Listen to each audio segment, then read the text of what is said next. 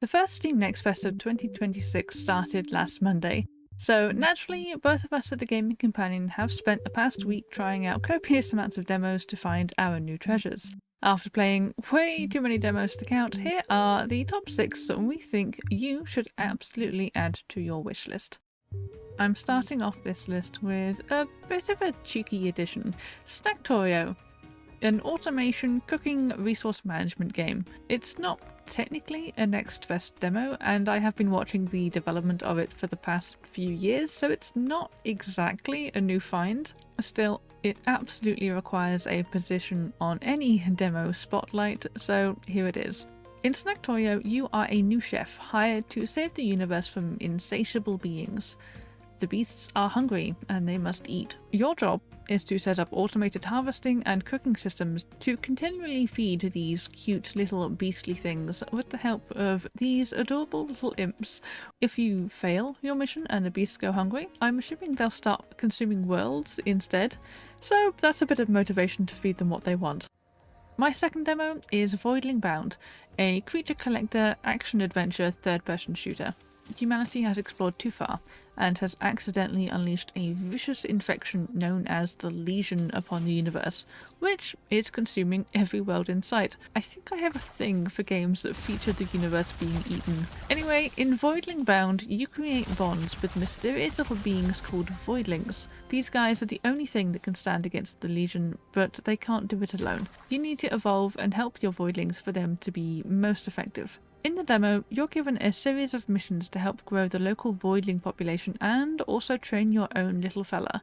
It's very combat heavy. You take direct control over your Voidling in a third-person shooter-style mission system, which is a big difference from Pokemon's turn-based system. What I enjoyed most about Voidling Bound is you can pick which evolution path your Voidling follows. For instance, fire or toxin. I found this very reminiscent of Digimon. Each path has different cosmetic effects on your Voidling. I took my own down the path of fire and it gained some rather fancy volcanic style additions. As far as I could tell in the demo at least, and very different from Digimon, there's no way to revert an evolution. So if your little guy gets a weird hairdo that you find yourself hating, you're unfortunately stuck with it.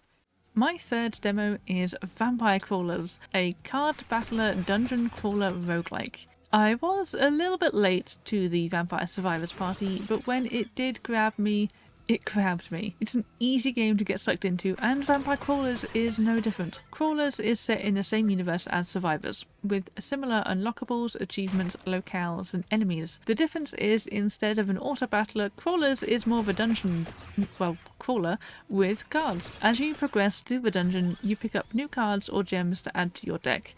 These gems can be used to enhance the cards you already have, such as double damage or increased area of effects. You can also unlock character cards, which offer special effects when played. In the demo, I found Antonio, a familiar face from Vampire Survivors, and he increased the strength of any red cards I played. I got into a rhythm of gathering up the cheapest red cards I could find to add to my deck. To actually use the cards in a battle, you need mana, but I found a ton of free or 1 mana cards that let me spam multiple attacks in a row. Then, with Antonio, I could play all the cards in my hand, which naturally were red, for very high damage for very little mana. This strategy carried me through the first levels of the demo, perhaps a little too well, which is a problem that both Survivors and Crawlers suffers from. Once I find a strategy that works, I end up doing it over and over again, which is relaxing enough for me, but I can see how some would find it tedious. That is the end of my favourite demos. Over to Nim. Hello, I'm Nim, and here are a few of the game demos I enjoyed the most. My first pick is Letter Lost, a creepy mystery where your choices change how the game progresses. It's whimsical, cozy, and intriguingly spooky. You work in a post office, or rather you wake up in a post office with a new job to do. You have a very helpful co-worker. Good morning, rookie. All rested up and ready for your big first day? Free board, and you're paid on time every day, minus a few dollars here and there whenever you mess up.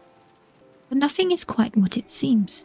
You're not allowed to leave, clocking out at 8 PM is non-negotiable, and some of the customers are a bit, well, strange is putting it mildly. Between stamping letters and resisting the urge to open the mail, the atmosphere is deliciously spooky. That plant at the top of the stairs, for example. Inanimate it might be, it managed to jump scare me every time I saw it. However, outside of a job as the only postal worker in town, there's not much guidance on what you're supposed to be doing. When the letters and packages were sorted for the day, I found myself at a loss for what to do. There are only so many times you can explore the same newspapers, rooms, and books before there's nothing else to discover. Your choices do affect how the game progresses, which I can only assume also applies to what you find out with each playthrough, but it would be nice to see more interactive objects in the post office itself. Either way, I'm looking forward to finding the answers to some of these intriguing questions in the full game. Second on my list is Gloomveil, a top-down fantasy adventure. It's creepy and cozy in perhaps the best way possible. You take on the role of an adorable critter. I think it's some kind of beetle. I'm not much of a bug person, but this little fella is ridiculously cute. Rather than saving the world or completing some other big mission, your job is to explore.